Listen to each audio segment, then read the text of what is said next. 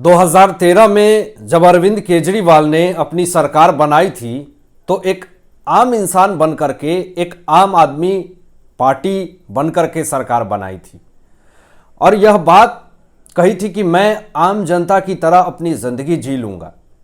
अनशन पर भी रहे थे अरविंद केजरीवाल और साथ साथ अन्ना हजारे जी भी थे उस वक्त।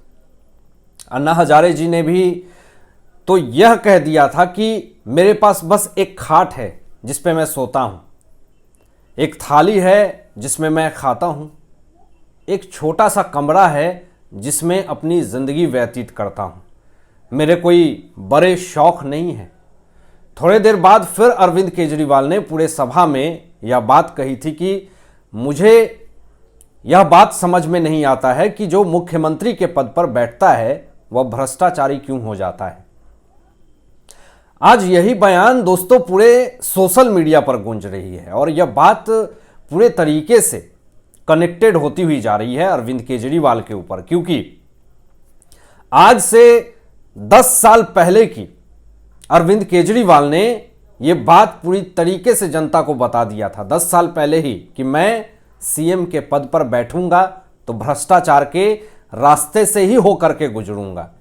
तो यह बहुत बड़ा ऐलान खुद उन्होंने अन्ना हजारे जी की रैली में पूरी दुनिया के सामने ये बात कह दी थी। अब सवाल यह उठता है कि केजरीवाल जी के साथ उस वक्त जितने भी लोग थे समर्थन में, उनको आज के डेट में इन्होंने धक्के मार करके बाहर का रास्ता दिखा दिया है। बाहर का रास्ता तो दिखा दिया, लेकिन वो सारे लोग अरविंद केजरीवाल के मुंह भी नहीं देखना चाहते हैं, चाहे वह सिसोदिया हो, अन्ना हजारे जी के साथ दगाबाजी हो, या एक वरिष्ठ पत्रकार आशुतोष जी को भी बाहर का रास्ता दिखा दिया इन लोगों ने। मतलब जितने भी इनके करीबी थे सबको बाहर का रास्ता दिखाया। रीजन यह है कि केजरीवाल कभी चाहते ही नहीं कि मेरी जो भ्रष्टाचारिता है वह दुनिया के सामने आए। तो आखिर क्यों जो ढोंग रचते हैं आम आदमी पार्टी का, वह 45 करोड़ के बंगले में रहते हैं। आप यह कहते हैं कि मोदी इतना करोड़ रुपए खर्च कर रहे हैं, वह इतना करोड़ रुपए खर्च कर रहे हैं। तो सवाल यह उठता है कि उन्होंने तो ढोंग नहीं किया है कि हम आम आदमी हैं, और जब आपकी सरकार नहीं थी तो उस वक्त आपने लोगों को झांसा दिया कि मैं तो आपके जैसा ही हूं जी।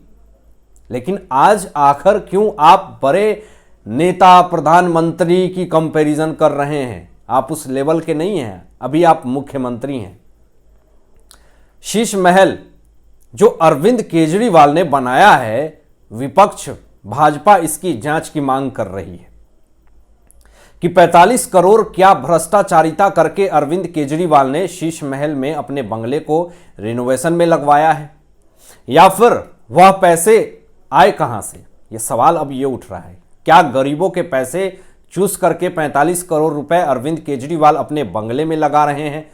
तमाम सवाल अरविंद केजरीवाल के ऊपर उठ रहे हैं और अब इनकी मुसीबत और ज़्यादा बढ़ने वाली है, क्योंकि जिस तरीके से शराब घोटाले में आरोपी सच उगल रहे हैं, चाहे वह विजय नायर हो, चाहे बुच्ची बाबी हो, यह सब लोगों ने सच बोलना शुरू कर दिया है।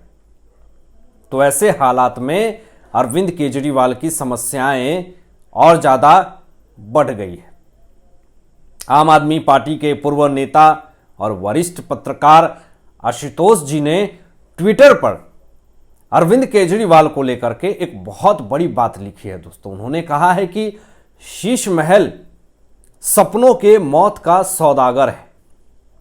इस बात में बहुत सारे तथ्य छुपे हुए हैं अगर आप सोचे तो, और आशुतोष जी के आधार से यह बात निकल करके सामने आती है कि जिस तरीके से केजरीवाल खुद को एक आम इंसान बताता है और अपने आप को ऐसा दिखाता है कि मैं एक बिल्कुल आम नागरिक हूं जी, जब केजरीवाल घर से, अपने बंगले से बाहर निकलते हैं तो चप्पल, शर्ट और पैंट में एक आम इंसान की तरह निकलते हैं और यह दिखाते हैं कि मैं बिल्कुल आम इंसान हूं, लेकिन अंदर 50 करोड़ के मकान में रह रहे हैं, सारी सुख सुविधा महाराजा की तरह ले रहे हैं और जनता को दिखा रहे हैं कि मैं तो आम आदमी हूं जी।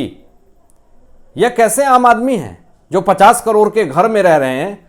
सवाल तो खड़ा होता है और यह सवाल पूरी दिल्ली की जनता पूछ रही है अरविंद केजरीवाल से, और यह भी कह रही है कि जो वादे अरविंद केजरीवाल जी ने दिल्ली की जनता से किया था वह वादे पूरी तरीके से झूठे साबित हुए।